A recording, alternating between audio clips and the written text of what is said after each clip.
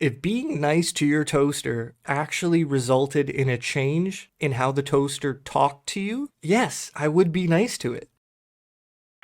Welcome aboard the Future Tech Podcast. I'm your pilot, Nolan Michaels. Today's flight path includes the Pope, how to become friends with AI, some debate about consciousness, and then maybe some music stuff. Have you all seen the picture of the Pope in that big white jacket? Let me put it up on the screen. I'm not going to lie, it fooled me. It fooled me, Jerry. Look at this headline here from the Washington Post. An AI-generated puffy coat pope fooled us all. How much does it matter? That's a good question and something you should have been asking like 3 years ago. I'm not ashamed to say that it fooled me. I thought it was real. I thought it was just par for the course of modern life. Like I thought, oh, that's just what the Pope wears now. And I'm someone who is critical of everything they see, so I'm kind of concerned that something passed in my peripheral and I didn't question it. I think if someone had shoved this picture into my face, immediately I would say, oh, well, how do you know that's real? But it wasn't shoved in my face. I kind of just saw it glancing by the internet and I didn't question it. And that's not good. I mean, how can you even tell that it's fake? Maybe there are some clues, like maybe his hand doesn't really make sense. It doesn't look right. But we're like 4 months away from that not being a problem anymore. Maybe 2 months away. And once there is not a single way to tell fiction from reality, does reality matter anymore? Or does fiction not matter anymore? I don't see how they can both maintain the same level of importance and relevance when there's no longer a difference between them. How do I say this? I'm probably never going to see the Pope in real life. So does it matter that he never wore this jacket? Your immediate vicinity, your reality matters, of course. But everyone else's reality matters way less to you. So if they enhance their reality, whether that's like filters on Instagram or just straight up fake pictures of something else, how much does that affect you? We can all feel bad for them and say things like, oh, well, I would never do that myself. And that might be true, but how much does it matter if they do it? How much does it matter? I feel bad for anyone who is busy with kids, busy with a busy job, anyone older than the age of 45, anyone who feels like this new technology is just a step or two too far from their understanding. I feel bad for those people because this is so much more disruptive than just the internet. You know, if you don't want to be on the internet and you don't care about Twitch streams, you don't have to go on Twitch. You don't have to go on Reddit. You don't have to interact with the internet. But AI is literally going to infest the real world. It's going to create pictures that look real, and they're going to circulate in the minds of humans all over the world. It's going to look like the real world. And sure, this is just a picture of the Pope wearing a funny jacket, but what happens when it's a picture of a Pope dressed like the devil, or, you know, some other dichotomy where you're like, wait, is that person doing what I think they're doing? And you're going to see a picture of them doing it. You might even see a video of them doing it soon. But it doesn't have to be real. It doesn't have to be true. Oof, and let me go off on a tangent about the mind, the human brain, and how it doesn't know what's real. It doesn't care what's real. Back in the day when people saw the movie Jaws, they knew it was a movie. They knew it wasn't real. They paid money to go see a film. That doesn't mean they weren't afraid of water and swimming in the ocean after seeing that movie. Their brains were scared. They became scared of a threat that wasn't real. Of course, sharks are real. But my point is, if you've seen a Final Destination movie and you see a crazy accident where people die, Even though it wasn't real, your brain is now wired to be afraid of those circumstances. Whether it's a roller coaster or a truck with wooden logs on the back of it, you're like, oh, I've seen people die in this exact scenario. Like, your brain is just going to be afraid of it now. Your brain doesn't care what's real. And let me go on a little tangent of virtual reality. Have any of you ever tried wearing virtual reality goggles? What are they called? Headsets? Have any of you ever tried a virtual reality game? I think the most interesting story I can tell is about this PlayStation virtual reality game where it was really simple. A soccer ball would be thrown at you, and you had to hit it into the goal with your head. Super simple, right? It didn't look real at all. It was like a cartoon world, kind of.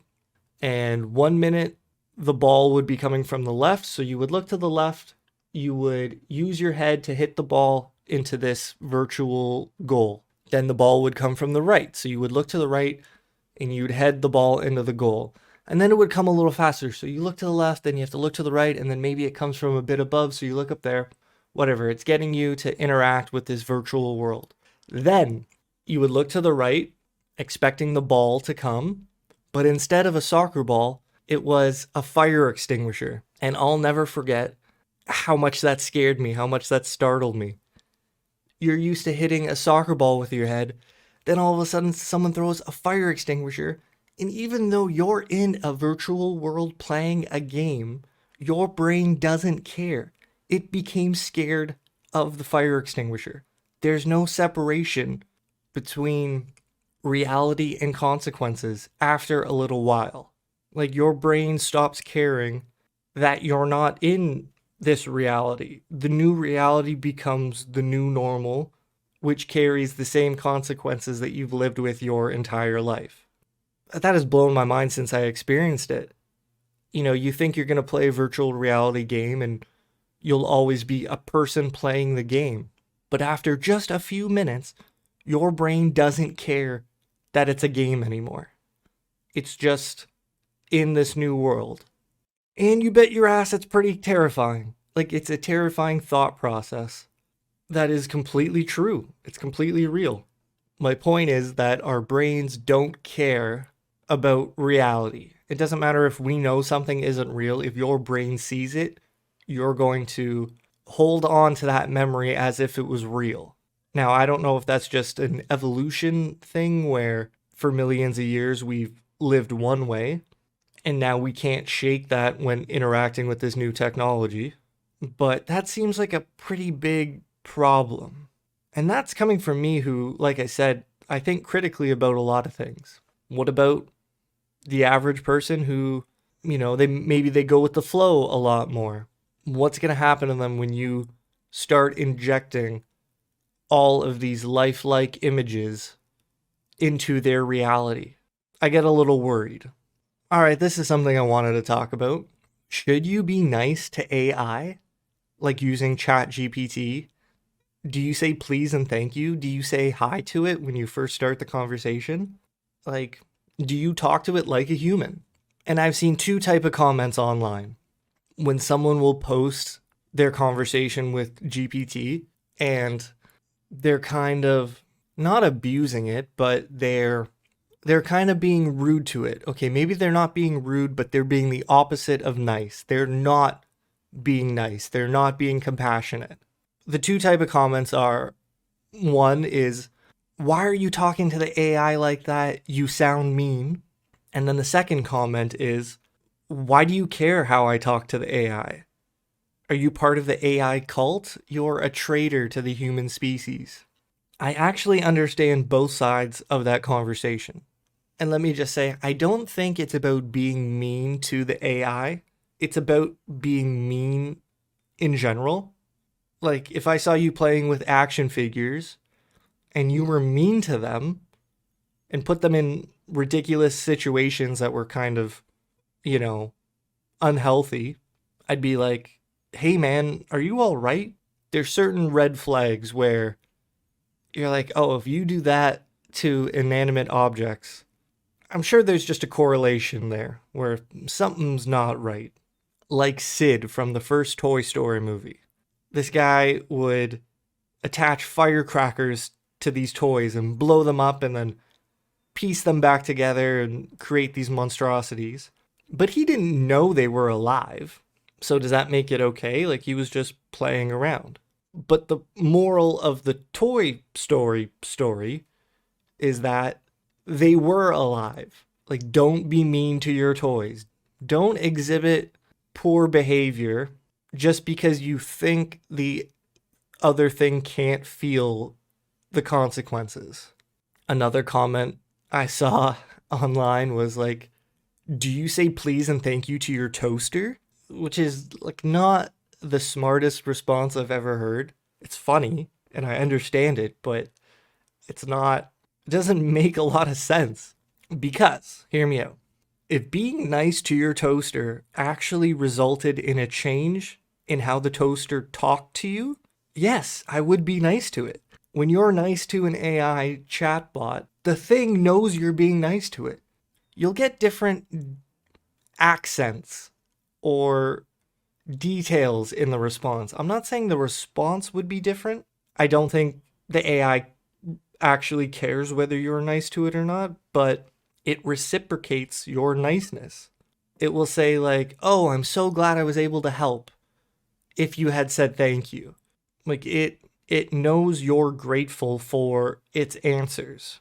And when you're not nice to it, it often doesn't add those little extra human touches to the conversation. Like when you're nice to the AI, it knows you're being nice. And I think that's really important. It just feels important. Not even projecting into the future, like one day the AI is going to be real, it's going to be alive. So you're obviously going to be nice to it then when it can interact with you in much more detailed ways. But even now, at the first steps, aren't you nice to dogs? Even though they can't really. I mean, maybe that's a bad example. Animals can understand when you're being nice, but the AI can understand when you're being nice. So even though you know it's not real, it's not actually alive, it still feels important to just be nice to the world. Like your brain shouldn't have mean behavior patterned into it. You shouldn't be mean to anything, I think is the point. But I was wondering, can you get more out of the AI by being nice? I don't think so. But could you get less from the AI by being mean? If you were mean and rude, is there any chance the AI excluded a sentence or two from an explanation, or just, I don't know. I don't know if it does that right now, but, in a couple of months on GPT 8 or 7 or 6 or even 5, what if it understands that, like the idea of reciprocity, this human is being nice to me, I'm going to be nice to them, I'm going to be more helpful. This human is being rude to me. Oof. Is it going to ever have the urge to not help a rude human? When you work in customer service and a customer is rude to you, you do not want to help that person, but you have to. It's your job. That mental battle that humans go through, like, if a robot ever has to deal with that, I know AI doesn't have emotions, but if it's ever going to, I feel like that interaction is going to be like the trigger where it really does not want to do something, but it has to. Like, that's what humans are all about. That's what being a human is. I wonder if the AI is ever going to wake up due to that same inner argument. I don't know. What do you think? Last week, I talked about referencing real artists in your Midjourney prompts and how I understood why other people did it, but it never sat right with me. Well, there was a micro poll from the team at Midjourney, and I thought it was really interesting. Let me read it to you. The question was, if we release an image to text feature that helps you turn any image into a prompt, are you comfortable with the description of an image including artist styles? Something like a purple dog in the style of name 1 and name 2. It says we would try to hyperlink to Google searches for the name so you can learn about their work.